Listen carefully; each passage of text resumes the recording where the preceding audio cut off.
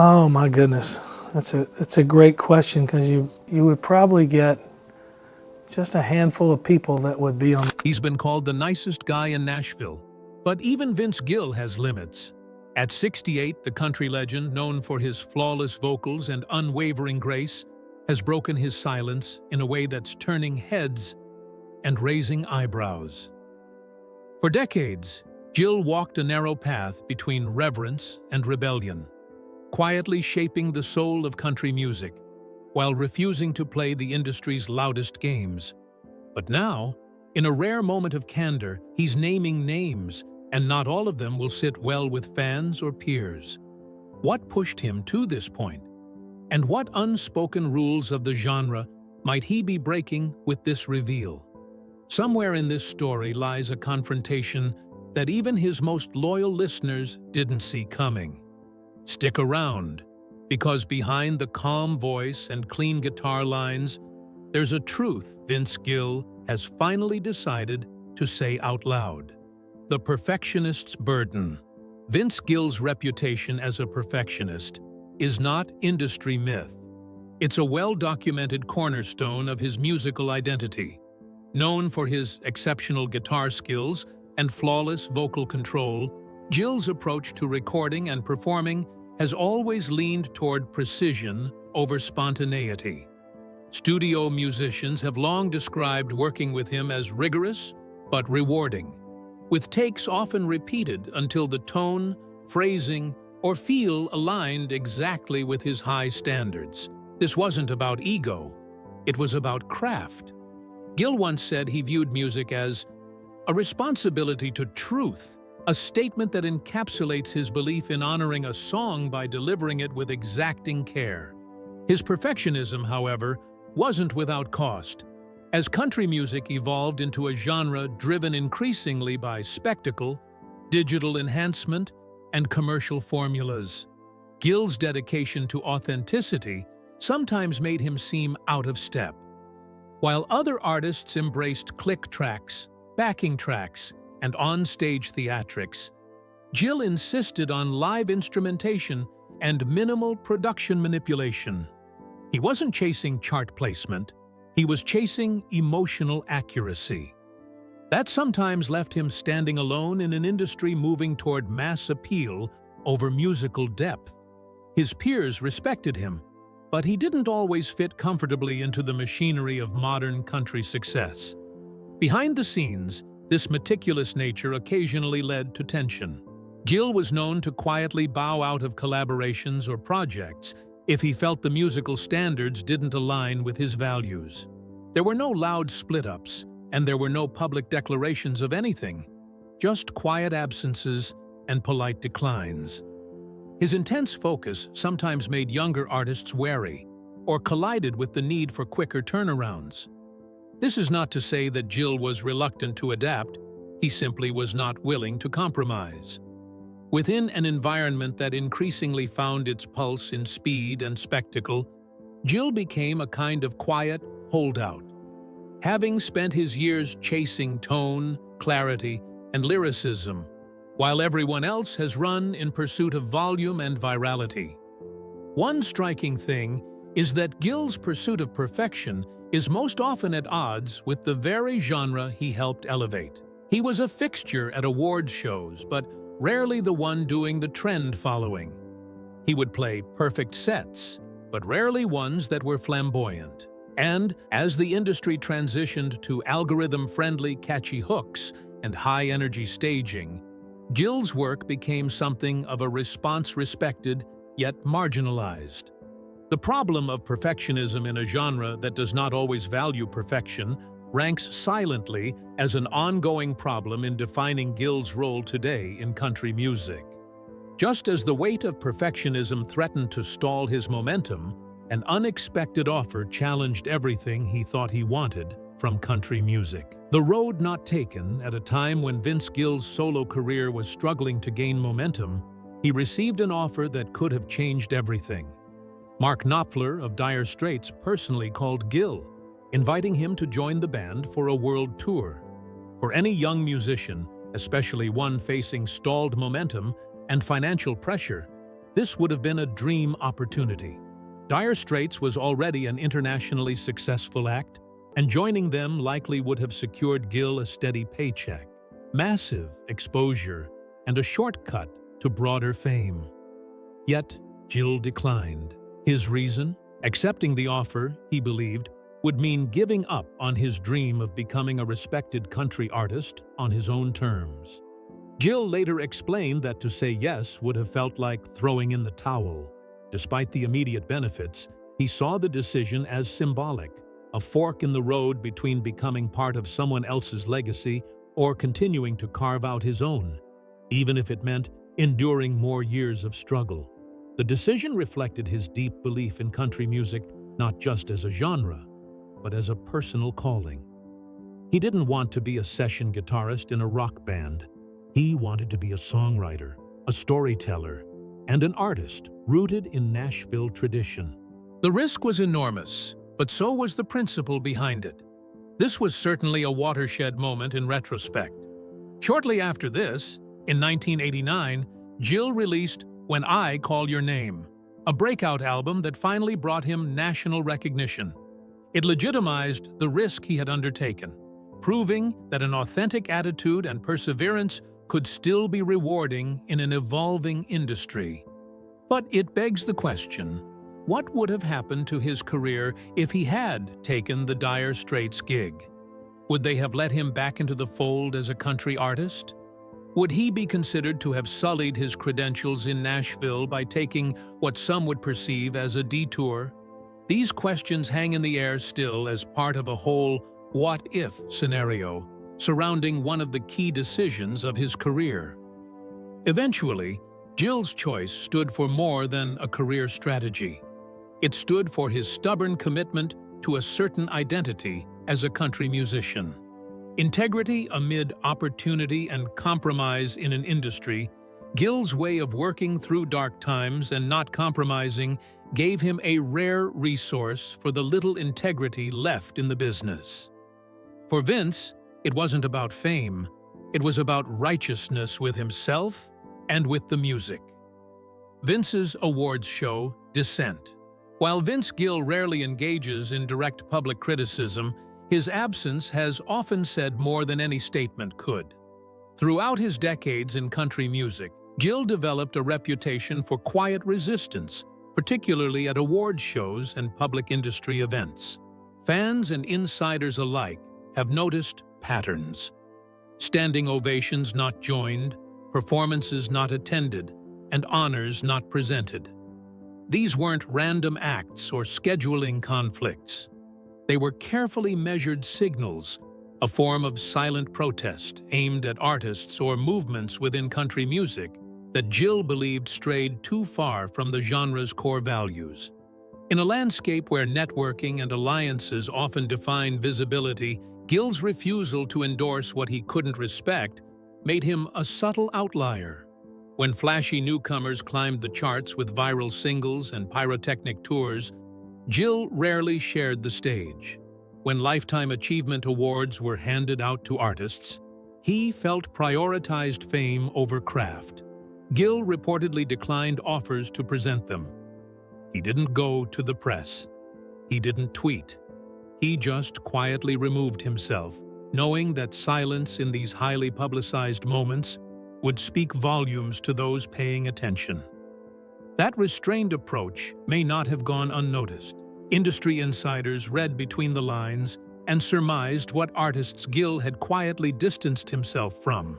The names of artists were seldom dropped, but the principles were clear. He believed in songwriting that told stories, in real performances grounded and filled with talent, and in a genre based in humility, lived in experience. Those values just went, and Gill did not argue, and instead chose not to clap. To many, that decision had far more integrity than a screaming headline criticizes. He was not angry.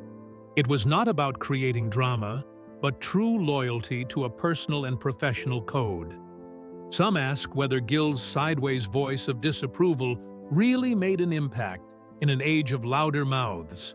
But for those remaining who care more for the art than the algorithms, There stands his quiet dissent as a reminder that not all disagreement has to be loud, to be meaningful.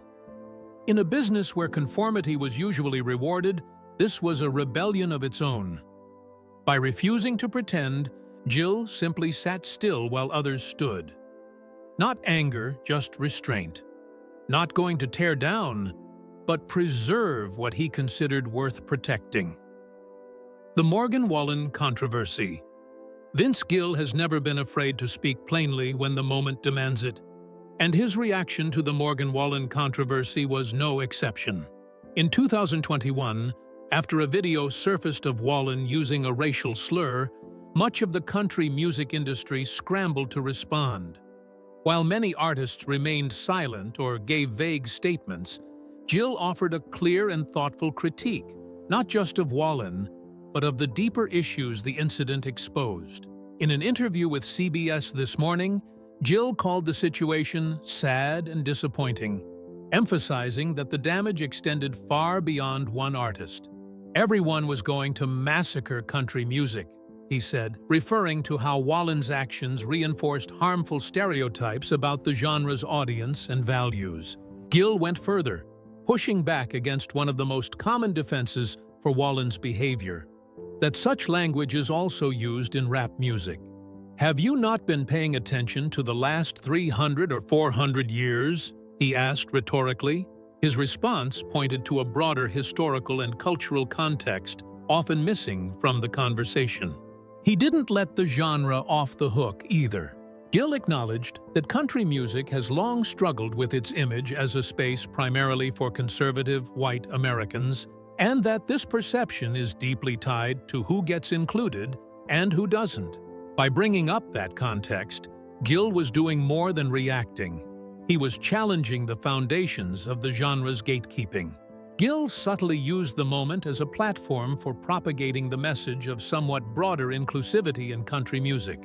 He pointed out that artists like T.J. Osborne, who publicly came out as gay in 2021, were embraced by the country community and took it as a sign of amenable change. But he wouldn't be blinking from the hard realities. He admitted that there were huge numbers of black artists and women who fall prey to systematic barricading, saying quite bluntly that many have not been made to feel welcome. These weren't just words put out there. They were anchored in Gill's long uneasiness about how sometimes the genre marginalizes voices that fail to fit. Gill's critique was principled rather than personal or hostile. His comments reflected the same principles that have guided his music honesty and responsibility to the truth. In an industry full of people shying away from talking of controversy lest it damage their brand with audiences, Gill's willingness to confront these issues in public set him apart. He wasn't attacking an artist. He was looking at the system. And in so doing, he continued to identify himself as much a traditionalist as he is a moral barometer. As far as country music is concerned, one willing to hold up a mirror even when the reflection isn't flattering. When the Nicest Guy snaps, Vince Gill has long been known as one of the most even-tempered and gracious figures in country music, earning the nickname the Nicest Guy in Nashville. But in 2013, that reputation was tested in a very public and uncharacteristic way. Outside the Kaufman Center for the Performing Arts in Kansas City, Gill encountered members of the Westboro Baptist Church protesting his concert.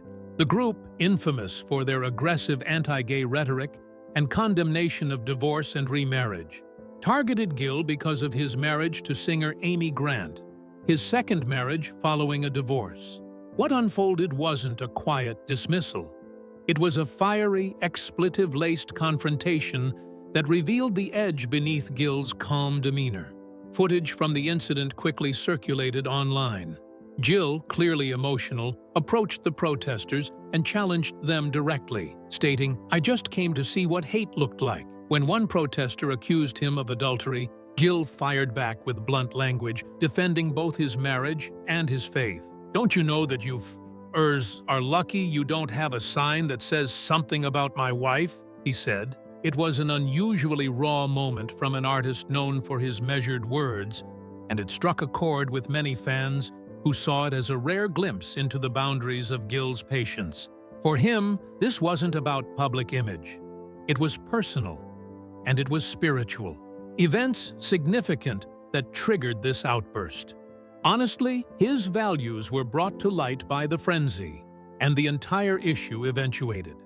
Gill rejected the narrow, judgmental understanding of religion promoted by groups like Westboro, even while deeply rooted in Christian faith. His response was not only defensive, but also principled. He defended not only his wife and marriage, but also an entire view of Christianity based on grace, dignity, and compassion. Because he spoke out so forcefully against a group that claimed to represent those very ideals. Therefore, his reaction reverberated outside the country music community.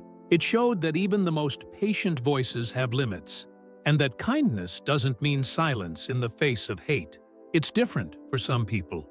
Gill started becoming something of a different person for people, explaining the incident. He was no longer just a smooth balladeer or the gentleman at the Opry, but was someone who would very much stand his ground when pushed too far. Even though it was brief, the incident remains one of the most talked about moments in his public life.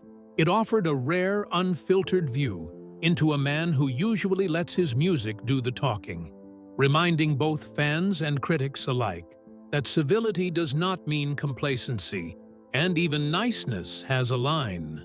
After facing one of his most public confrontations, Gill would soon find himself grappling with a much more private kind of pressure. Strains behind the stage. Vince Gill's decades-long career has been marked by relentless dedication, but that devotion has come with a personal cost, especially in his marriage to fellow musician Amy Grant. Both are acclaimed performers with demanding schedules, and over time, their careers have begun to move in increasingly separate directions. In recent years, insiders have expressed concern about the toll this professional distance may be taking on their relationship. With Gill often on the road for extended tours, and Grant equally busy with solo projects and album recordings, the couple has had fewer opportunities for meaningful time together. This isn't the first time their relationship has faced external pressures. In the past, they have weathered serious challenges, including Grant's open-heart surgery and recovery from a traumatic bicycle accident.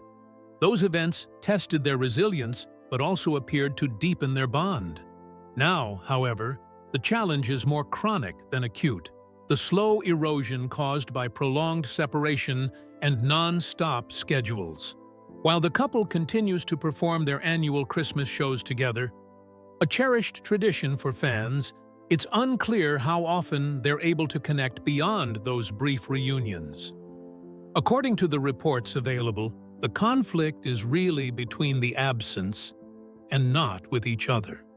They try to make it work, a source said, but the time apart is real. And it's difficult.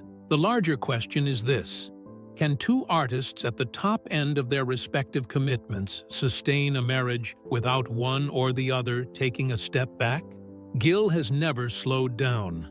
Even approaching 70 years old, he still tours a great deal and is always taking on new musical endeavors, including collaborative and legacy projects. Grant, too, has remained equally involved in her own career. It's a strong ambition for both of them, and so admirable, yet it may actually be causing closer emotional distances that no one quite knows how to bridge. What it really brings up is a lesser-known reality of artistic success, the strain in terms of personal relationships. Gill and Grant have always been viewed as that couple, one to espouse always for their faith, talent, and grace under pressure. Behind that is a much more tender truth, however. Fame takes time, and time is the currency of contact. Unless they can find a way to decelerate, their careers are not going to be the question anymore. It is going to be whether their marriage withstands such a pace. The double standard. Vince Gill has spent much of his career not only defending the soul of country music, but also calling out its blind spots. And one of those blind spots, he believes, has been the treatment of women. While some of his peers stayed quiet, Gill has been one of the few male artists willing to speak publicly about the systemic barriers facing female country musicians. He's acknowledged the imbalance head-on in interviews, noting how deserving women are often overlooked by labels, radio stations, and award shows. His words weren't vague gestures. They came from decades of observation within an industry that frequently sidelines female voices in favor of market-tested formulas. In interviews, Gill has pointed out that the challenges faced by women in country music aren't just about exposure, but about credibility. Female artists, he said, often have to work twice as hard to be taken seriously. He's highlighted the way their stories, often rich with emotion and honesty, get buried beneath commercial expectations. It's a pattern he's witnessed firsthand, whether through watching colleagues struggle to break through or noting the lack of representation on country radio. "They haven't been made to feel welcome," he once said, echoing a sentiment that resonated beyond just gender. It was about access, fairness, and respect. Gill hasn't only supported in words, but has always shared stages and written together with women artists, from living legends to young talents, from Emmylou Harris to Casey Musgraves and Brandy Clark, as if those were simply normal events in his community of serious musical collaborations. Not favors, but rather equal expressions of art. Just because he co-features women in tributes, or co-writes or performances, it is a quiet but powerful repudiation of what the industry tends to do to women. Gill here has set himself as a bridge rather than a gatekeeper, an idea that preservation of tradition doesn't shut out progress. Even when most artists can definitely make it through the confines in which they have allowed themselves to be placed, Gill has done better by virtue of his vocality in this regard, thereby increasing what he already creates as conscience for country music. He doesn't earn points politically with this critique of the genre for being gender-biased. He is merely defending, in his truest form, his artistry.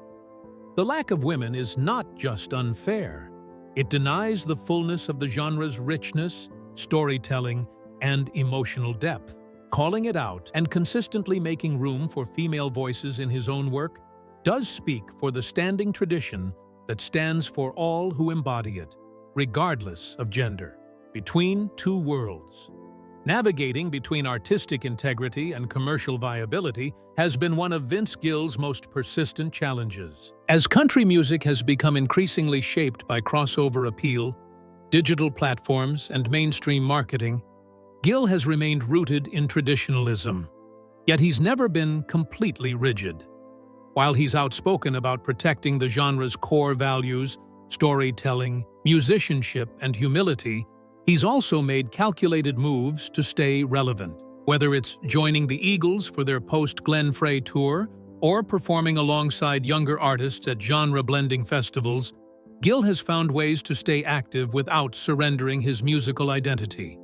That balance, however, hasn't always been easy. Gill has admitted that watching country music veer toward pop aesthetics has been frustrating. He once remarked that, "We've forgotten what genre we're in," a pointed critique of songs driven more by production trends than lyrical depth. And yet, unlike some purists who isolated themselves from modern shifts entirely, Gill has remained in the conversation. He hasn't built walls, he's drawn lines. For him, adaptation isn't about chasing trends. It's about finding the narrow space where authenticity and evolution can coexist. He is so much involved with younger artists, and that is one particular act that he balances everything with. While he has not completely rejected this new wave of country, Gill has made the choice to mentor and collaborate with those who have shown respect for what the genre represents.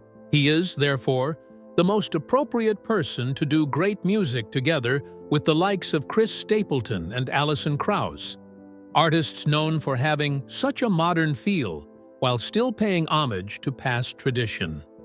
This gives evidence that Gill is not against progress. He is just against vacuous progress. He believes country music can grow without uprooting it from its original form, and has fought his whole career to prove that. The result is a career situated between two, respected by the old, and bringing him not entirely isolated from the new generation. That is a precarious position that few artists occupy with success. The struggle never was for Gill about complete non-change. Rather, it's in bringing the pace of change and preserving that essence. He is not nostalgic for the past. Rather, he is protective of the soul of the music. In a genre that is being pulled in different directions, Vince Gill continues to walk the tightrope steadily, deliberately, and with his values intact. The burden of the torchbearer, being labeled the keeper of the flame in country music, is both an honor and a weight. And for Vince Gill, that title has come with real emotional cost. Over the years, Gill has become a symbol of what many consider the heart of country music: truthful lyrics, live instrumentation, and humility over hype. But being a torchbearer isn't just about musical choices. It's about public expectations. Fans, journalists, and fellow musicians look to Gill not only as a legacy act, but as a moral and artistic compass in a genre often pulled in conflicting directions. That kind of symbolic role is hard to carry, especially when you never explicitly asked for it. For Gill, preserving country's soul has meant saying no as often as he said yes. He's passed on collaborations, performances, and even honors that didn't align with his values or standards. While that integrity earns admiration, it also isolates. Gill is not the type to chase trends or reinvent himself to stay current. But in an industry that rewards reinvention, that principled consistency can become a lonely path.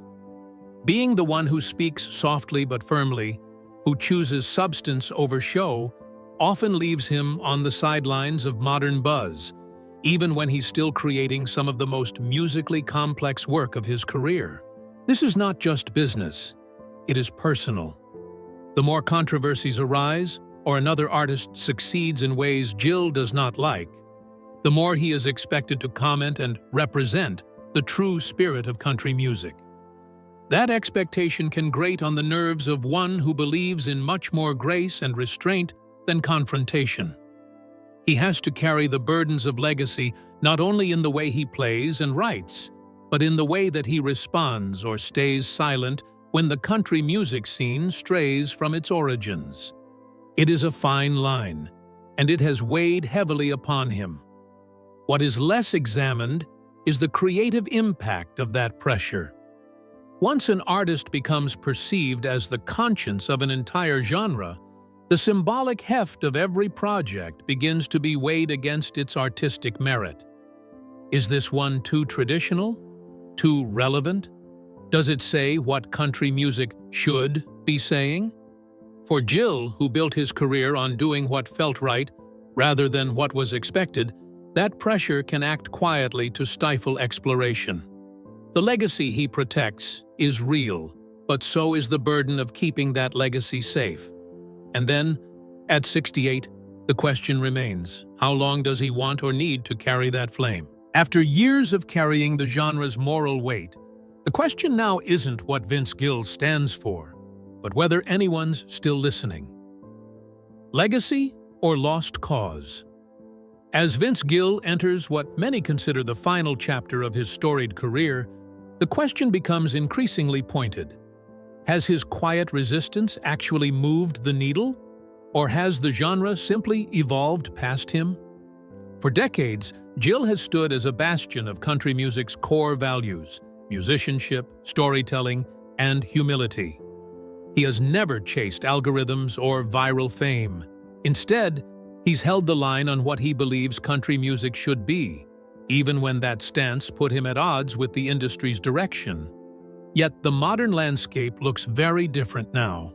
Charts are dominated by high-production singles, social media personalities, and genre crossovers that rarely nod to the traditions Gill defends.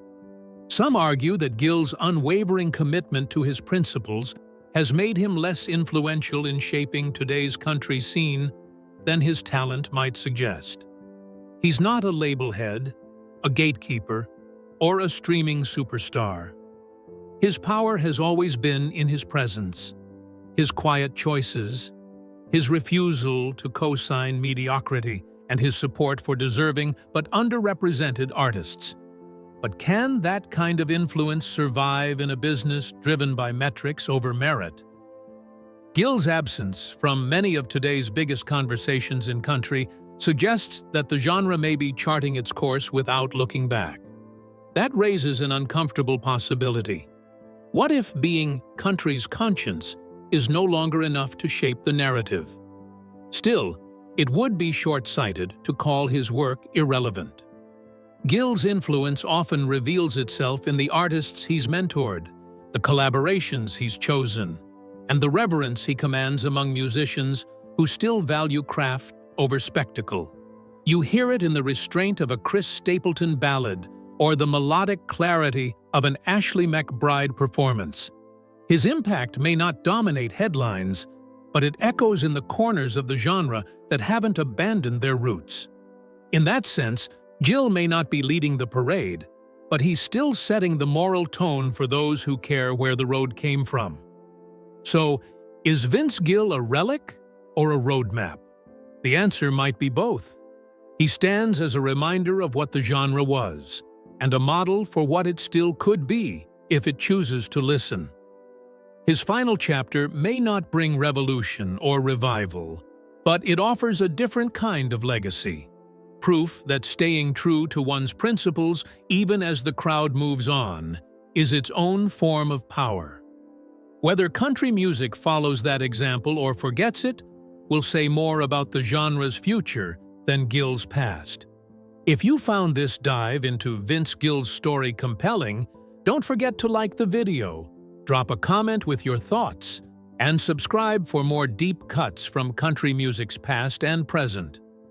And hey, don't stop here. Click the next video on your screen for more untold stories that shaped the artists you thought you knew.